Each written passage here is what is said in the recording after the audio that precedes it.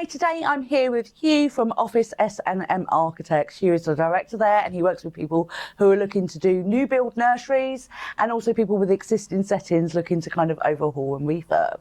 So today you must have people who are very, very passionate about building their vision. You know, and what does that look like when they kind of come to you, and how are you working with them to make sure that that vision is achievable? I think that's, we come in sort of often at quite early stages to start to assist people in doing that.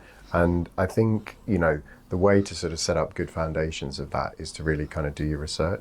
So I think what we're often doing is kind of taking, maybe a back seat from that sort of the vision side of it, from the operator's point of view. But we're really looking at sort of doing some of the groundwork, doing the research. So, we'll be liaising with the landlord about queries with the existing spaces. We'll be, might be looking at heads of terms and kind of any clauses within that to really just understand kind of what are the things we're going to need to consider from a kind of technical and delivery perspective. Yeah, the more practicalities rather than the this is what I'm going to create. Exactly. Okay, exactly. Because obviously we love to design and we love to kind of get into that. But you need the boring bits as well. You need those. Yeah. So so we're kind of doing that in the background and using our experience to kind of know what questions to ask and how to kind of push some of those things forward. And that really helps. We find that helps in kind of negotiations and kind of going through the processes that the operator will be going through. So it's sort of assisting that process from a perspective of kind of knowing a little bit about heating, ventilation, and cooling, and sort of seeing what are kind of common pitfalls in terms of existing spaces or existing fit outs. Kind of what are the things that might be costly if they are broken? What are the things that might be broken? What things could we make better?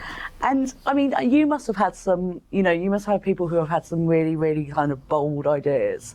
Has there ever been a time that you've just kind of gone, I'm a creative person and even I can't visualise what that's going to look like. I have no idea how that's going to work. I think that's the thing. I think it's an iterative process. It's kind of working together on. So you build the vision yourself as well. Exactly. Exactly. I think it's about kind of coming up with something that is a sort of meeting of minds. It's how is the operator's vision being brought to life? How is that also being put into a deliverable way? How's that going to be delivered? So it's trying to kind of bring those two sides together and really articulate that, to show that how can that be explained to the broader team, how can that be used for more marketing information, what are those ways that starts to be circulated. And I think it's I mean we have something which we call the needs and opportunities study, and that's where we start to bring some of those practical elements and the more visionary elements kind of together.